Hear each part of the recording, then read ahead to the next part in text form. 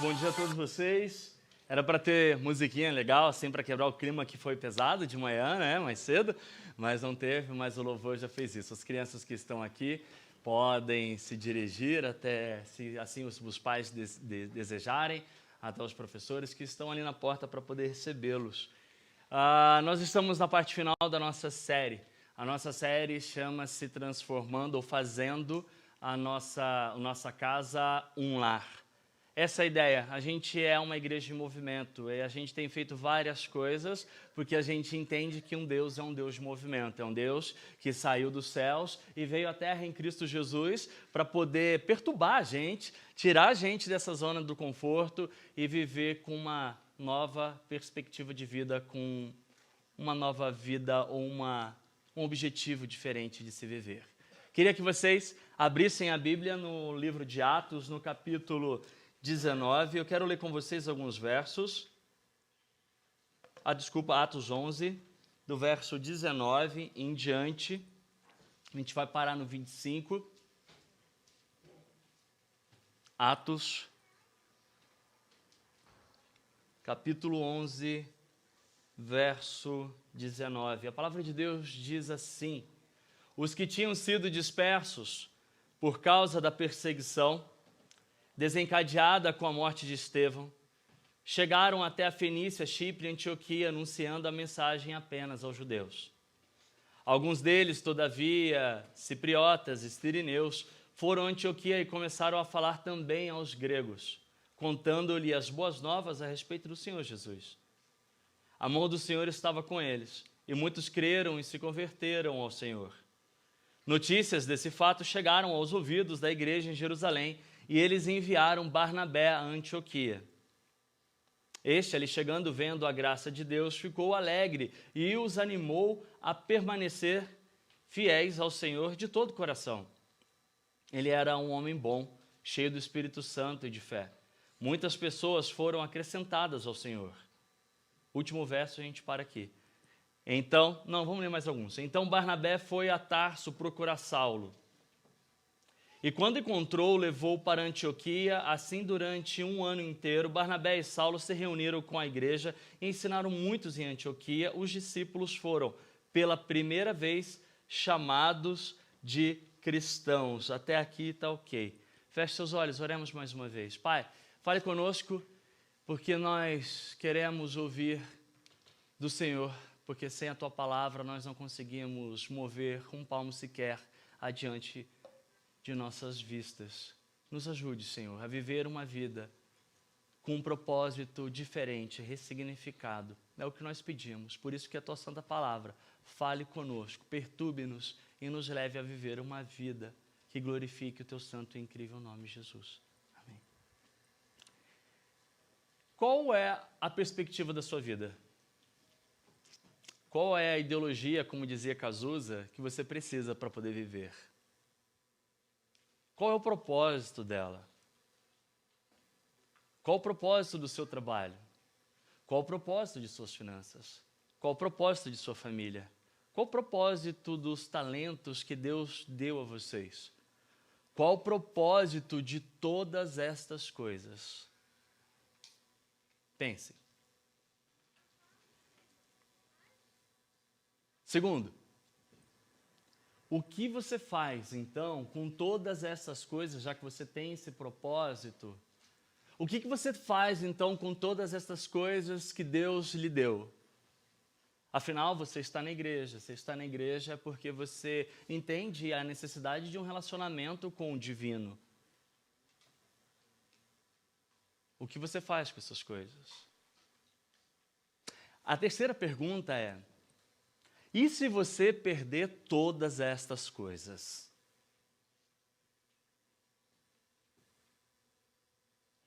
Teu propósito muda?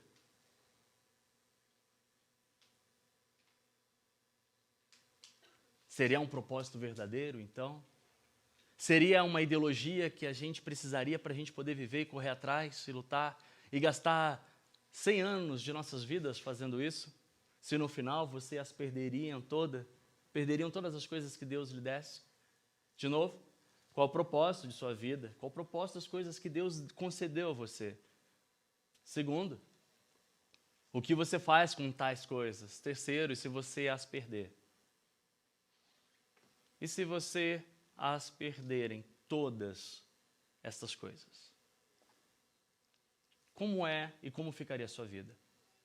Entendendo isso, faz a gente olhar para esta mensagem, entender que Deus é um Deus que catalisa movimento, porque Deus concede um propósito aos seres que Ele criou a nós na Terra, muito mais do que o ouro que a gente pode acumular, porque o ouro acaba e a gente não pode levar, muito mais do que saúde, porque uma hora a gente não a tem mais, muito mais do que família, porque uma hora um da família estará com o Senhor, a gente não vai viver aqui na terra eternamente com as coisas que a gente tem, porque tudo é material e tudo passa. Tudo passa. No entanto, o Senhor mostra para a gente que o nosso propósito de vida é um propósito eterno.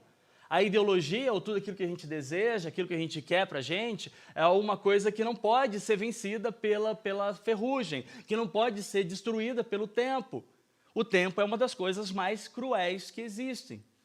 Se você olhar para o tempo, deixe alguma coisa sobre o tempo, em breve ele ferrujará e estragará. O tempo é cruel, não se volta, se vive uma vez só.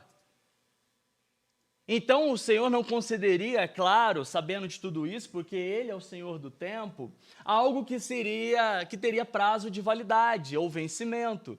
Ou seja, tudo aquilo que o seu coração quer, essa ideologia, essa metanarrativa, esse propósito, Deus já concedeu e Ele é eterno, não pode ser vencido pelo tempo, não pode ser destruído por nada. E esse propósito é uma vida na missão, é uma vida que se vive e faz valer a pena todas as coisas que Ele deu a vocês, que Ele deu a mim, que Ele deu a nós. E aí a gente olha agora para essa narrativa de Lucas no livro de Atos e a gente começa a ver um Deus que catalisa um movimento. E Ele começa esse movimento através do desapego. Por isso que eu fiz a pergunta para vocês. E se vocês perderem todas as coisas? Jerusalém estava sendo invadida. Em um momento no ano 70, ela seria destruída. Havia já motins, as pessoas estavam sendo perseguidas, o pessoal foge de Jerusalém, eles vão para outros lugares, com a morte de um homem chamado Estevão. O grito de Estevão continua ecoando até hoje. Ele, apedrejado, foi o primeiro mártir, era diácono. Isso não quer dizer que diáconos são apedrejados, ok? Mas ele era o primeiro diácono e ele estava sendo apedrejado porque ele pregava a respeito de Jesus Cristo. E ele, de joelhos no chão, olhava fito aos céus e via a beleza de Jesus, ao ponto que o sofrimento e todas as circunstâncias não mudavam o propósito dele. Ele entendia e estava morrendo ali feliz, vendo a beleza de Cristo. O sofrimento não é impeditivo para o cumprimento do propósito de Deus. O sofrimento não é impeditivo. O Senhor usa o sofrimento para a glória dele. Segundo, durante a missão, a gente precisa aprender nessa vida que o Senhor catalisa diante dos propósitos, ou um propósito apenas que Ele concede, que é essa missão de viver para Ele e ajudar os outros a conhecê-lo, amar a Deus sobre todas as coisas e o próximo como a ti mesmo. A gente precisa entender os sinais da graça nas nossas vidas. A gente precisa olhar. Às vezes a gente só olha para o sofrimento, olha para as circunstâncias e a gente perde o quê?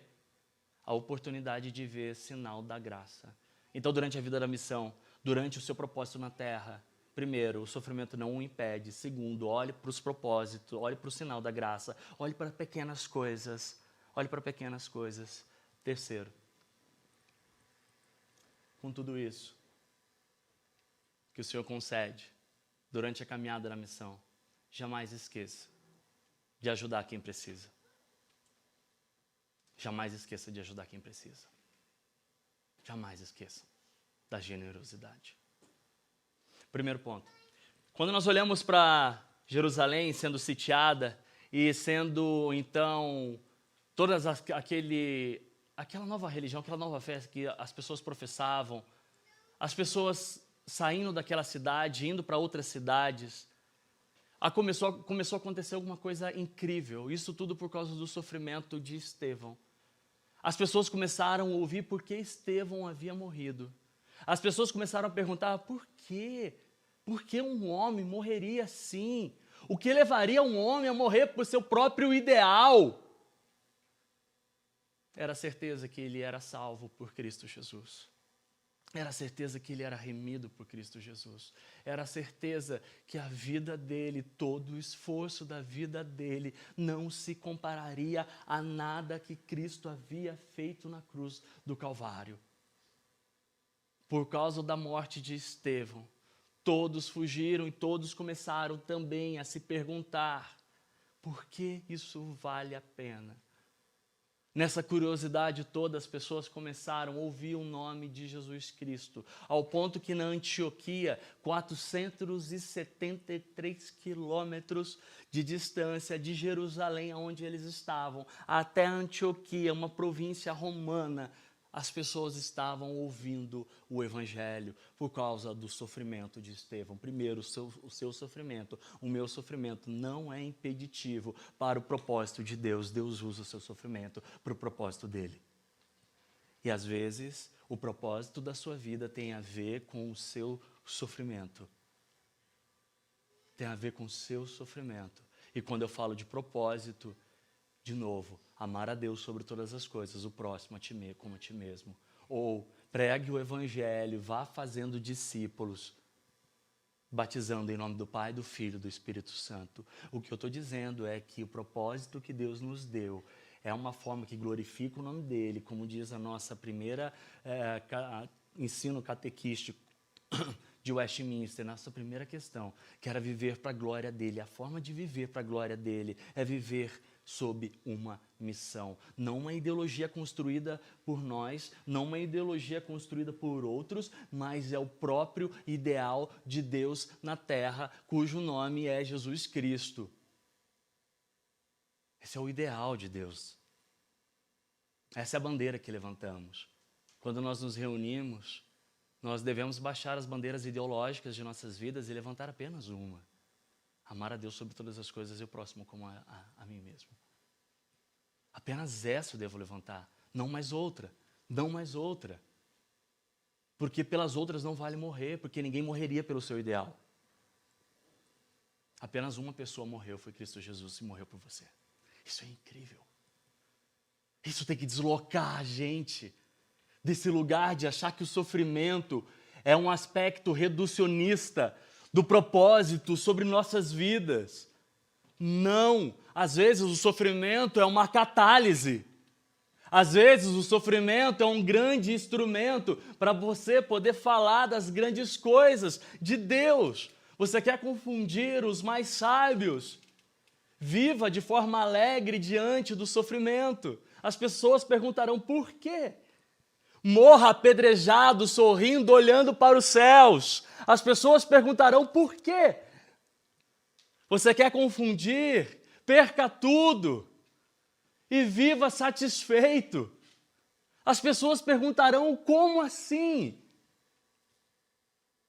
Antioquia estava então toda contaminada por esse Cristo de Estevão, o Cristo do sofrimento, o Cristo das dores.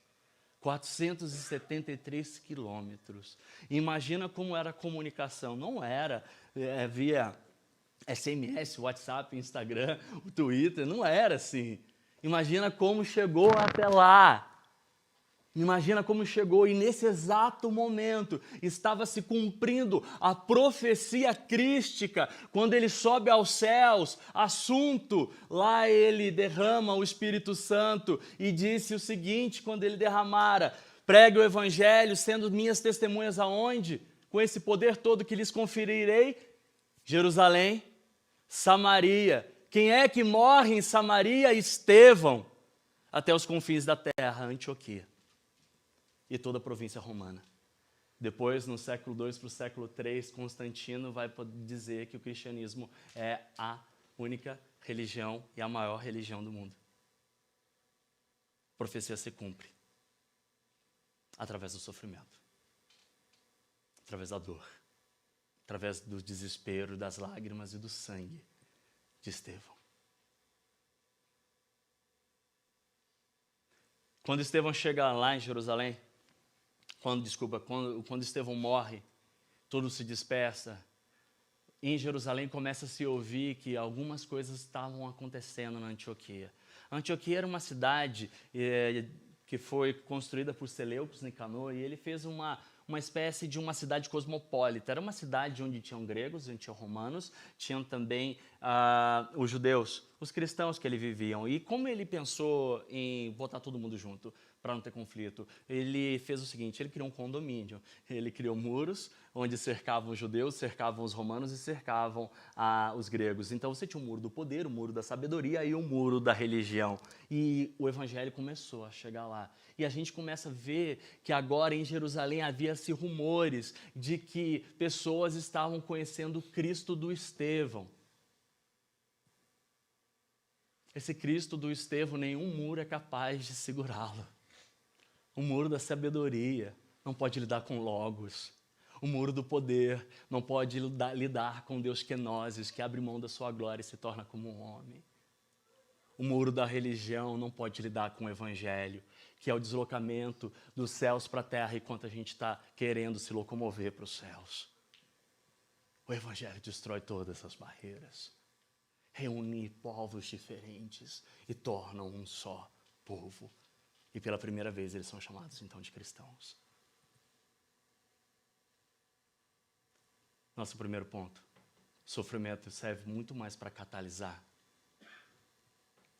do que para impedir. A questão é como nós lidamos com isso.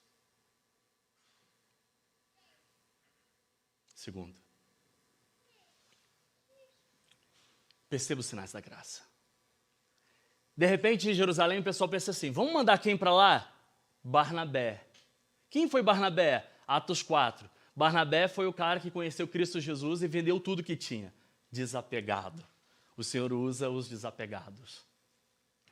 O Senhor usa aquele que é desapegado, porque nenhuma riqueza é maior do que Cristo Jesus. E se alguma coisa é, Cristo já não é. Se alguma coisa mais no nosso coração a gente precisa, a gente está dizendo inconscientemente ou conscientemente que Cristo não é suficiente. Então a gente está querendo construir alguns ídolos para a gente poder adorar. Pessoas desapegadas são pessoas incríveis. São capazes de resistir a tudo e todas as coisas. Elas se adaptam fácil. Elas aprendem que eles não precisam lutar por nada porque elas já têm tudo que é Cristo Jesus. Pessoas desapegadas. Barnabé era esse. Ele vendeu absolutamente tudo, deixou nos pés dos apóstolos.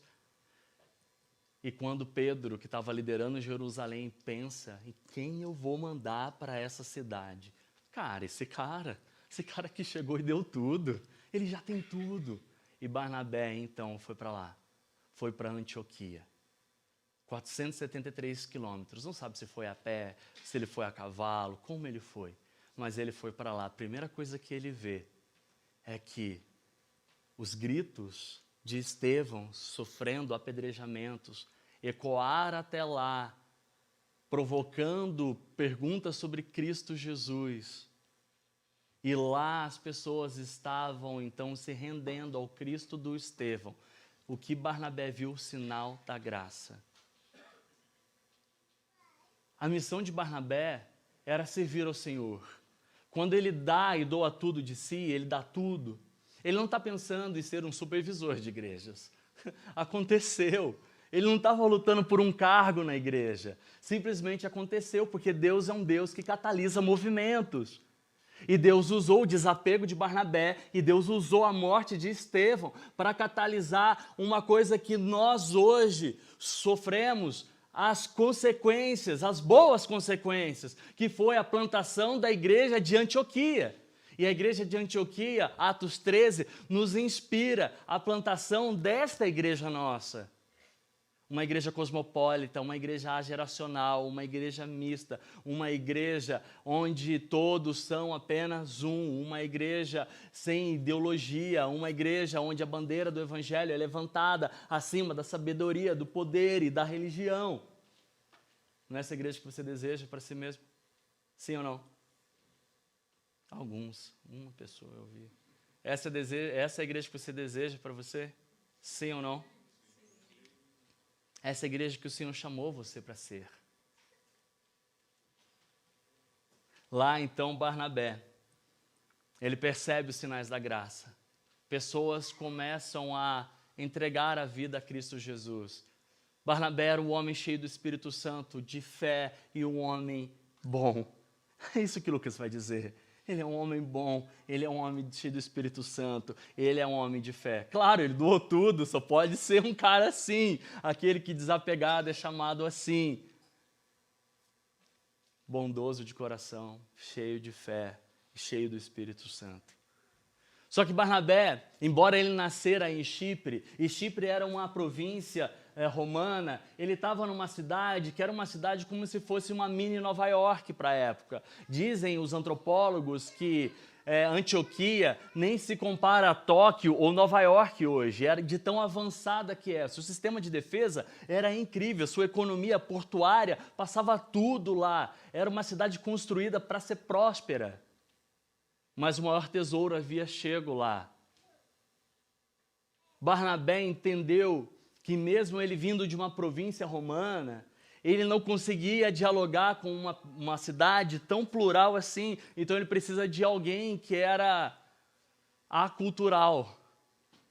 Barnabé possivelmente deve ter estudado na escola de Gamaliel com Paulo, então Barnabé faz o seguinte, ele vai até Paulo, nesse momento Paulo estava fabricando tendas e desafia Paulo e fala, Paulo, vamos plantar uma igreja em Antioquia? Barnabé e Paulo.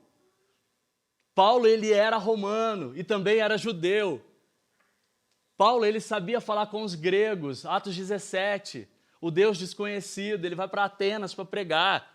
Paulo, ele sabia falar com os romanos, porque ele veio de cidadania romana, e ele era judeu também, ou seja, Paulo, ele era o cara para plantar a igreja em Antioquia, junto com quem? Com um cara desapegado, que era Barnabé. Eles vão para lá para plantar a igreja. E uma igreja na Antioquia não era uma igreja fácil. E você sabe por que a igreja de Antioquia prosperou e por que a igreja de Jerusalém foi destruída?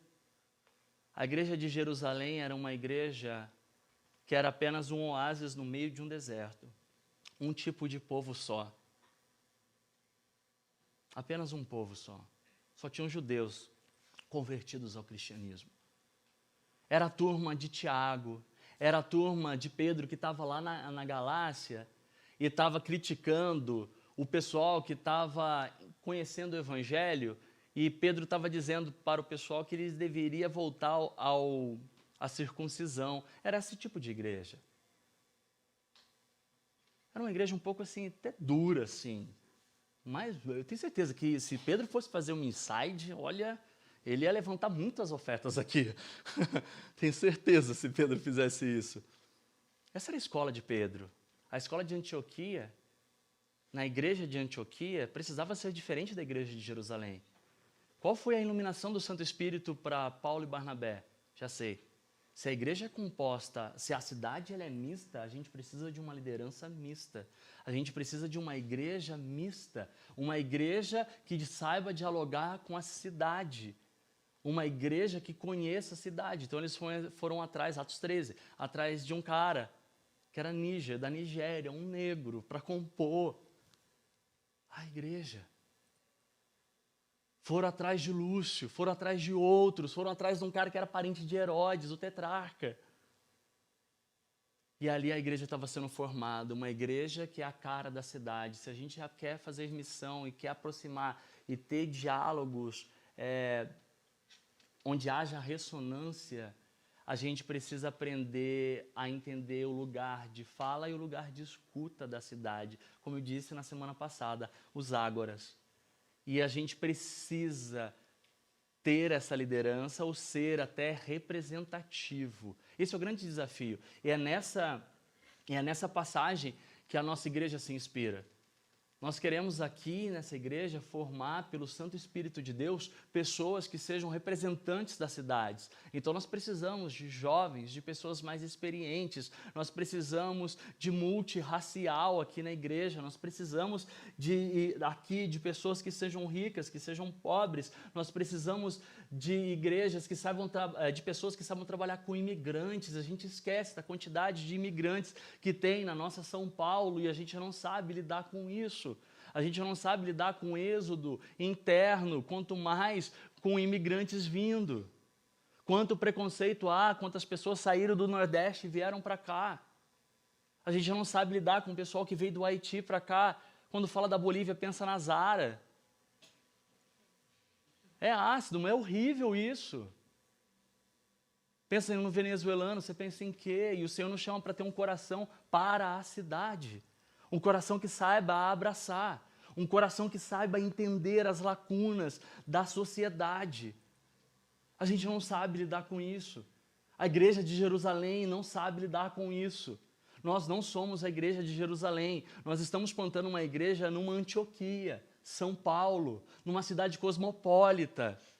Nós precisamos saber lidar. E aprender a lidar é ver os sinais da graça. E para que os sinais da graça a gente possa os enxergar, a gente precisa ter os nossos olhos limpos de todo preconceito, de toda filosofia, de tudo aquilo que a gente criou e achou que era verdade e a gente tomou para nós como se fosse a única bandeira. A gente precisa desapegar, a gente precisa aprender a interagir. O sofrimento não impede você, o sofrimento catalisa. Ele não impede o propósito que Deus deu a você aqui na terra. Eu não sei que sofrimento você está passando. Eu não sei quais são as suas angústias, as suas dores. Mas saibam de uma coisa, vocês precisam acreditar. Vocês são cristãos. Vocês precisam acreditar. Vocês podem ser como Estevão. Mas ok, Estevão estava recebendo uma pedrada porque estava pregando o evangelho. Espero que as nossas pedradas sejam por causa disso. A gente precisa abrir os nossos olhos e perceber a cidade, ver o sinal da graça na nossa comunidade. Comunidade chamada cidade, comunidade chamada família. Comunidade chamada casa, comunidade chamado o outro. A gente precisa ver esse sinal da graça na alteridade. O outro não sou eu, o outro é Cristo. Terceiro e último ponto. Depois de ter os olhos limpos e enxergar os sinais da graça na cidade, a gente precisa exercer justiça e misericórdia. Ouvi a profecia naquele lugar de que uma fome viria. A igreja que foi plantada lá. Anos, Paulo e Barnabé pregando o evangelho. A igreja de Antioquia ouve a profecia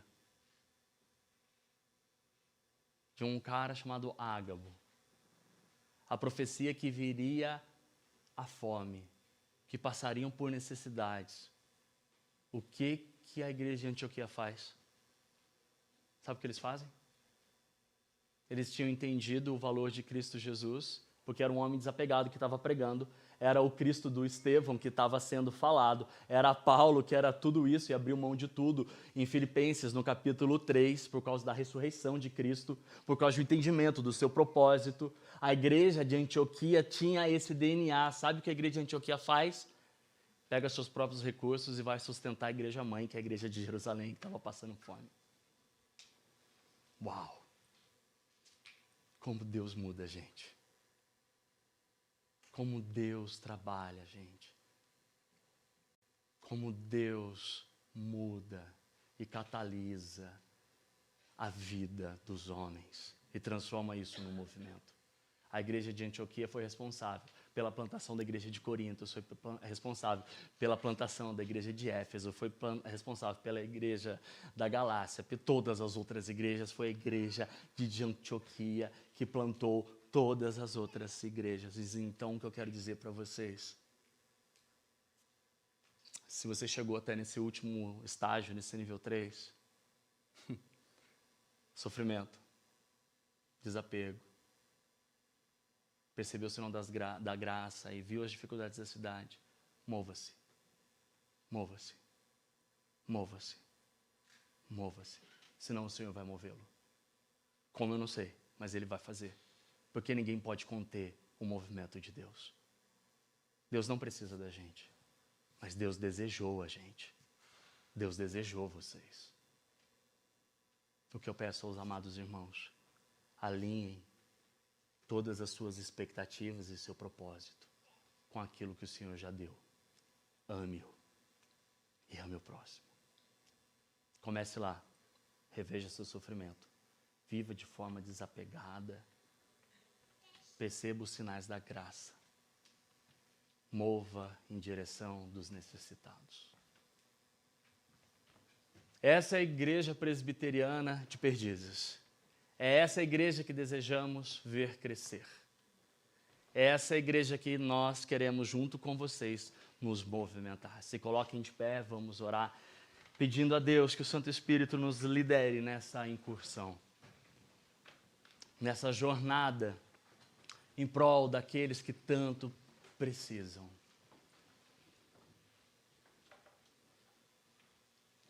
Somos um movimento, estamos em movimento e permaneceremos em movimento. Pai, te damos graças, porque Tu és incrível, porque o Senhor usa da dor de Estevão, usa da generosidade, do desapego de Barnabé, usa da doação de tudo, do abrir mão da vida de Paulo, da sua facilidade de comunicação com todas as pessoas da cidade. O Senhor mostra os sinais da graça. E o Senhor fala para eles que eles tinham que mover, não era para ficar parado. Eles ajudam a igreja mãe, ajudam Jerusalém e pregam o evangelho até chegar nos confins da terra. Hoje nós somos abençoados por homens como Paulo e Barnabé. Homens como Estevão, que morreram pela coisa correta, pelo valor correto, pelo ideal correto, que é o Teu Filho Jesus Cristo. Nos lidere, Senhor, mesmo que passemos pela dor, mesmo que o Senhor nos leve ao desapego, faça-nos ver os sinais da graça e nos mova em direção aonde existe sofrimento, para que a gente possa levar o nome de Cristo, que é a esperança para o mundo. No nome de Jesus. Amém.